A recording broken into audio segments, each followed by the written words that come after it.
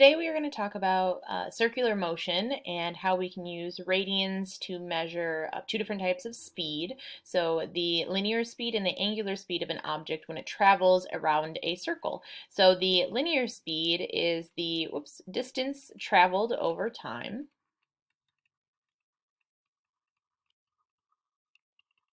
Which means that in a circle, if you have an object starting here, it travels around the circle, and we can calculate that arc length, and then how fast it does that over a period of time is what gives us our linear speed. Now, angular speed is the change in the angle over time, so change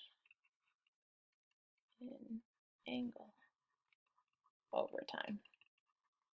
So basically, if you have an object, it starts here and it starts traveling around a circular path, and let's say it just stops here, then this angle that it traveled, that's changing over a period of time, and so we would say that that would be the object's angular speed. All right, so let's talk about the two formulas that we can use to actually calculate these. So linear speed, as I talked about, is the distance traveled over time, and since distance was arc length, it makes sense that it's the arc length, so S over T. And then very often we don't have arc length, like they don't give us arc length in the problem. What they do give us is the radius of your circle and the angle traveled. But we know that S is the same thing as R theta because that comes from our arc length formula itself. So we can rewrite it using the radius and the angle over time.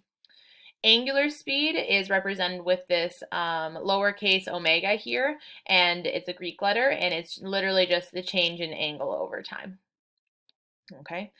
An important note to make, many problems regarding linear and angular speed mention how many revolutions an object makes or an object completes. So in order to use our formulas for linear and angular speed, we first have to know how many radians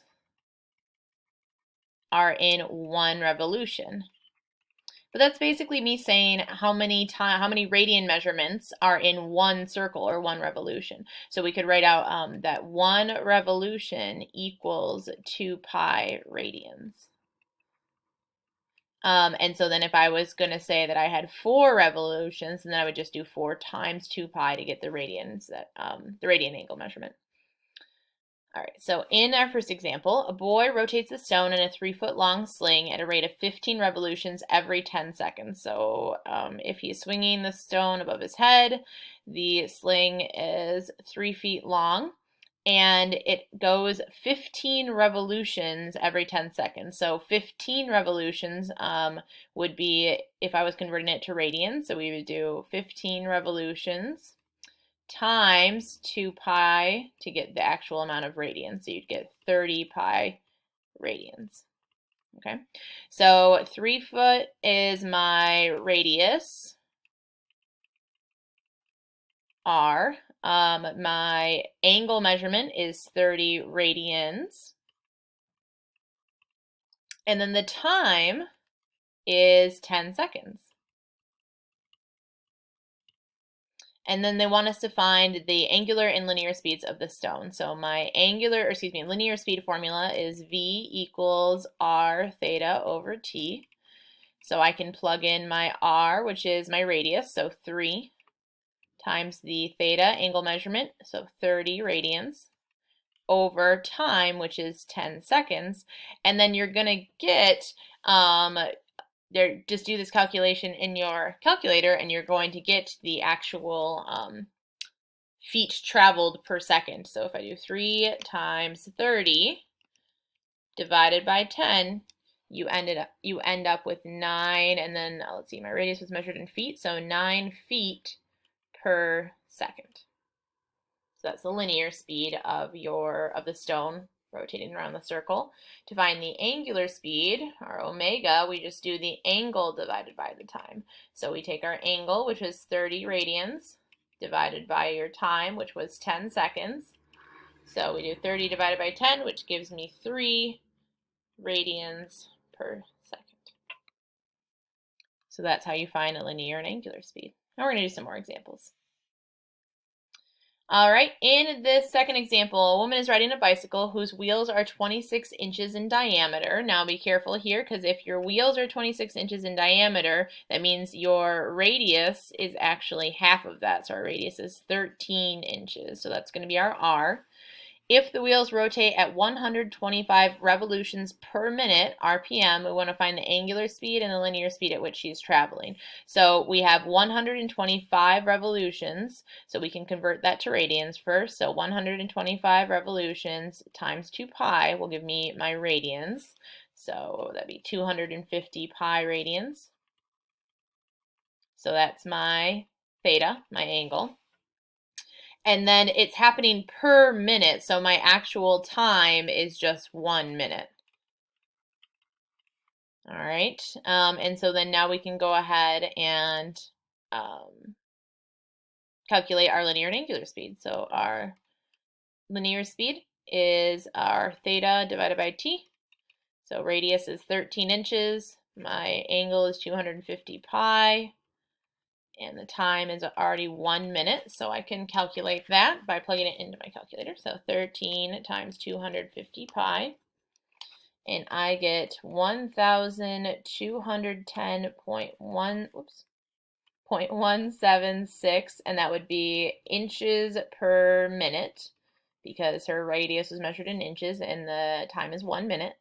And then the angular speed is just the angle divided by time. So it would be 250 pi divided by my time, which was 1 minute.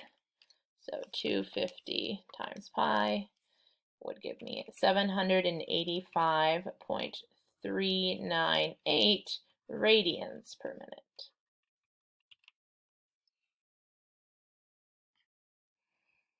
All right, we got 2 more examples. So let's see, a ceiling fan with 16-inch blades rotates at 45 RPM. Remember, RPM stands for revolutions per minute, excuse me. So let's draw our ceiling fan. If you have a ceiling fan, its blades are 16 inches. That means that, like, if that was a really bad ceiling fan blade, that'd be going around the outside of my circle, which means that my radius is 16. So that's my R, is my radius. And then it's traveling around the circle at 45 revolutions per minute. So first and foremost, we have to do 45 revolutions times 2 pi would give me my radian measurements. And this is actually in the way, so I'm going to move that. So I would get 90 pi would be my radian measurements. So that's theta. And then the RPM means per minute. So my time is actually 1 minute. And we know that from the M in the RPM. Okay. So now they want us to find the angular speed of the fan in radians per minute. So I'm going to find my angular speed first. So that's just theta divided by time, which would give me 90 pi over my time, which is 1 minute. So 90 times pi, which would give me 282.743 radians per minute. And then my linear speed, so if we're looking at how fast the tip of the blade is moving around the circle, you do R theta divided by time. So my radius is 16. My radians, my angle measurement, is 90 pi. And then over 1 minute, so I can do 16 times 90 pi, which will give me 4,523.893 inches per minute.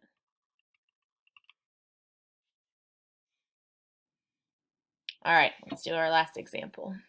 So a truck with 48-inch diameter wheels is traveling at 50 miles per hour. Okay, so first and foremost, 48-inch diameter wheels, just like in example 2, diameter is 2 times your radius. So if to find my radius, I just have to cut this in half.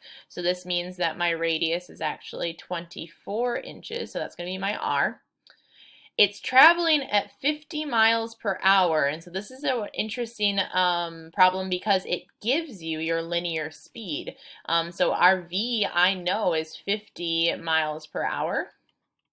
And then it wants us to find a couple of different things. So it says that the angular speed of the wheels we want to find the angular speed of the wheels in radians per minute, excuse me. And so it would be helpful if I want to find angular speed. I know my time is already 1 hour, but I need to find my angle still, and I don't have any information about my angle in the problem. However, I have information about my linear speed in the problem, so I can use the fact that I know my linear speed already and my radius to find my angle. So I know in this formula, I know my linear speed, I know my radius, and I know my time. So if I plug in all of those three pieces, I can solve for that angle, that theta. Okay. So let's see, for velocity, that's 50, or excuse me, linear speed, that's your 50. My radius is 24 times theta, and then my time was 1 hour. So I can put it over 1, but it doesn't really matter if I put it over 1, right? So then if I want to solve for my angle, this is 24 times theta, so I can just divide both sides by 24. And then this will give me that theta equals whatever 50 divided by 24 is. So it doesn't give me a nice pretty decimal. It gives me 2.083. We could do that in radians, or if I change it to a fraction, it gives me 25 over 12 radians. So either one of those would be fine for you using in the next step. And so now I know my theta as well. Oops, so put a little check by it, right? I have my theta right here. So now, going back to my original problem, it says find the angular speed in the wheels in radians per minute. So now I know my angle and I know my time, so now I can go back and actually do this. Omega will equal my angle, which is, I'm going to use the 25 over 12 because I like fractions better, over my time, which again is secretly just 1 hour, but obviously we don't need it over the 1. So this is actually your answer, right? 25 over 12, and this is radians per hour. However, we've run into a bit of a snag because they don't want us to find radians per hour. They want us to find radians per minute. So I'm actually going to convert this using a little stoichiometry from chemistry. Woohoo. And we can say if I want to get rid of hours, I have to put it on the other side of the fraction, and I want to change it into minutes. So then you just have to know, well, how many hours or how many minutes are in 1 hour, or vice versa. So there are 60 minutes in 1 hour. So that way when I do this calculation, my hours will cancel and I'll be left with radians per minute. So I'm going to do 25 times 1 divided by 12 times 60, or you can do 25 divided by 12 times 1 over 60. So if I do 25 divided by 12 times 1 divided by 60, I end up with the angular speed, which would be 0.035 radians per minute. Beautiful. So there we go. Now we got it in radians per minute.